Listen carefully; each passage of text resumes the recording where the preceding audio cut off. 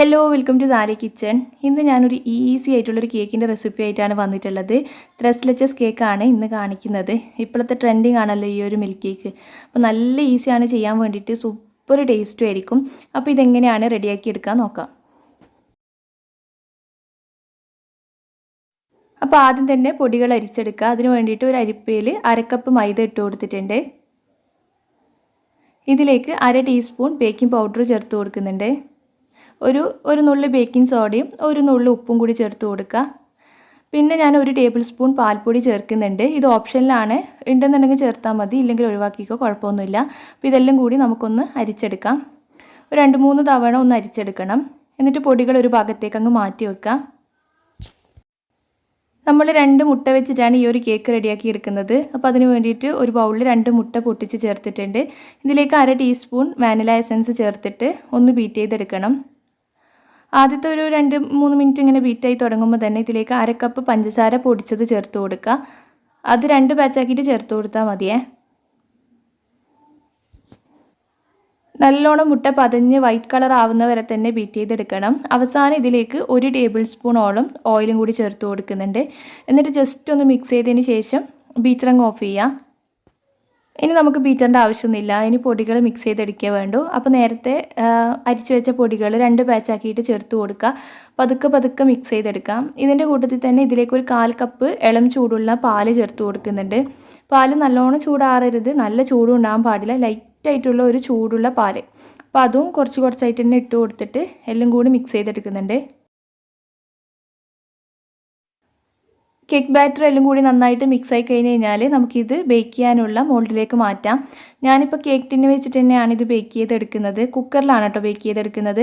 ഇത് ശരിക്കും സോസ് പാനിൽ ചെയ്താൽ മതി. എൻ്റെ സോസ് പാൻ അത്ര ഷേപ്പില്ലാത്തതുകൊണ്ടാണ് ഞാൻ അതിൽ ചെയ്യാതിരുന്നത്.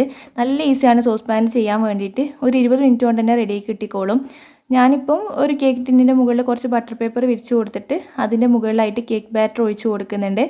എന്നിട്ട് എയർ ബബിൾ പോകാൻ വേണ്ടിയിട്ട് 1-2 തവണ താഴത്തേക്ക് തട്ടി കൊടുക്കാം. ഈ ഒരു മിൽക്ക് കേക്ക് 2-3 ലെയറൊന്നായിട്ട് കട്ട് ചെയ്യേണ്ട ആവശ്യമൊന്നുമില്ല. അപ്പോൾ അതുകൊണ്ട് തന്നെ നിങ്ങൾക്ക് സോസ് പാനിൽ ഈസി ആയിട്ട് ചെയ്താൽ മതിയേ. അപ്പോൾ ഇതിന് ബേക്ക് ചെയ്തെടുക്കാൻ വേണ്ടിയിട്ട് ഒരു കുക്കറിലേക്ക് ഇറക്കി വെക്കുന്നുണ്ട്. കുക്കറിൻ്റെ താഴെ 1-2 ടേബിൾ സ്പൂണോളം ഉപ്പിട്ട് കൊടുത്തിട്ടുണ്ട്. പിന്നെ ഇതുപോലത്തെ ഒരു റിങ്ങും വെച്ച് കൊടുത്തിട്ടുണ്ട്.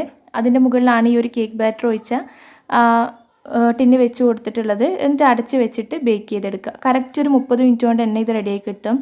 നമ്മളിപ്പോൾ 1/2 kg സ്പോഞ്ച് ആട്ടോ റെഡിയാക്കി എടുക്കുന്നത്. ആ ഒരു 30 മിനിറ്റ് കഴിഞ്ഞ് കഴിഞ്ഞാൽ ഒന്ന് ഓപ്പൺ ചെയ്യുക. ഒരു കത്തിയോ എന്തെങ്കിലും കുത്തി നോക്കുക. നല്ല ക്ലീനായിട്ട് വന്നിട്ടുണ്ടെങ്കിൽ നമ്മുടെ കേക്ക് റെഡി ആയിട്ടുണ്ട്. അപ്പോൾ ഇത് നല്ലോണം ചൂടാറാൻ വേണ്ടിയിട്ട് ഒരു ഭാഗത്തേക്ക് മാറ്റി വെക്കാം.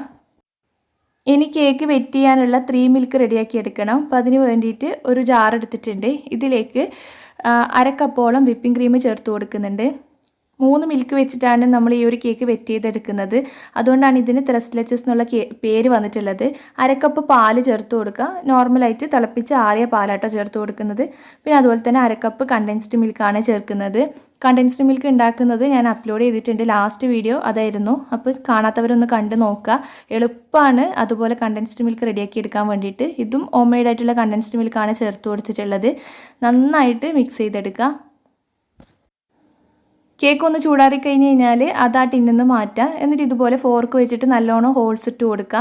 ഉള്ളിലേക്ക് മിൽക്ക് കയറിയിട്ട് നല്ല സോഫ്റ്റായി വരാൻ വേണ്ടിയിട്ടാണ്. എന്നിട്ട് നേരത്തെ മിക്സ് ചെയ്ത് വെച്ച ആ ഒരു 3 മിൽക്ക് ഉണ്ടല്ലോ, അതിൽ നിന്ന് ഒരു പകുതി ഭാഗം ഇപ്പോൾ ഇതിൻ്റെ മുകളിലായിട്ട് ഇങ്ങനെ ഒഴിച്ചു കൊടുക്കുക. എല്ലാ ഭാഗത്തേക്കും എത്തുന്ന രീതിയിൽ ഒഴിച്ചു കൊടുക്കണം. കുറച്ച് മിൽക്ക് ബാക്കി വെക്കണം ഡെക്കറേറ്റ് ചെയ്യാനും. പിന്നെ നമ്മൾ കഴിക്കുമ്പോൾ അത് കൂട്ടിയിട്ടാണ് കഴിക്കുക. നല്ല ടേസ്റ്റ് ഉണ്ടാവും അത് കൂട്ടി കഴിക്കുമ്പോൾ. പിന്നെ ഇപ്പോൾ ഇതാ നമ്മുടെ കേക്ക് ഇവിടെ റെഡി ആയിട്ടുണ്ട്. ഇനി ഇതിൻ്റെ മുകളിൽ ഒരു ഭംഗി കിട്ടാൻ വേണ്ടിയിട്ട് വിപ്പിംഗ് ക്രീം വെച്ചിട്ട് ഒന്ന് പൈപ്പ് ചെയ്ത് കൊടുക്കുന്നുണ്ട്. ഇത് 2 ലെയറായിട്ട് ഒന്നും കട്ട് ചെയ്യണ്ട, നല്ല ഈസിയാണ് ചെയ്യാൻ വേണ്ടിയിട്ട്. പിന്നെ ചെറിയ കുട്ടികൾക്ക് വരെ ഈ ഒരു കേക്ക് റെഡിയാക്കി എടുക്കാൻ പറ്റും. അപ്പോൾ ഇനി ഡെക്കറേഷൻ പരിപാടികൾ മാത്രമേ ഉള്ളൂ. നിങ്ങൾക്ക് ഇഷ്ടം പോലെ ഡെക്കറേറ്റ് ചെയ്യുക. ജസ്റ്റ് പിസ്ത കട്ട് ചെയ്ത് ഇട്ട് കൊടുത്താൽ മതി. ഞാൻ ഇതുപോലത്തെ ഡ്രൈ ആയിട്ടുള്ള റോസ് പെറ്റൽസ് എടുത്തിട്ടുണ്ട്. അപ്പോൾ അതിൻ്റെ മുകളിലായിട്ട് ഇങ്ങനെ ഇട്ട് കൊടുക്കുന്നുണ്ട്. പിന്നെ കുറച്ച് പേഴ്സ് വെച്ചിട്ടാണ് ഞാൻ ഡെക്കറേറ്റ് ചെയ്തെടുക്കുന്നത്. അപ്പോൾ ഇത്രയേ ഉള്ളൂ കേട്ടോ. നമ്മുടെ മിൽക്ക് കേക്ക് റെഡി ആയിട്ടുണ്ട്. മുകളിലായിട്ട് ലാസ്റ്റ് കുറച്ച് 3 മിൽക്ക് ഒഴിച്ച് കൊടുക്കുന്നുണ്ട്. നല്ല സോഫ്റ്റ് ആയിട്ടുള്ള കേക്കാണിത്.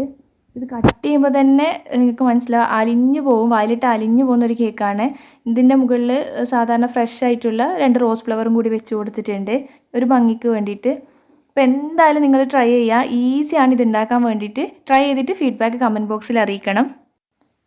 വീഡിയോ ഇഷ്ടപ്പെടുകയാണെങ്കിൽ ലൈക്ക് ചെയ്യാനും ഷെയർ ചെയ്യാനും മറക്കല്ലേ. താങ്ക്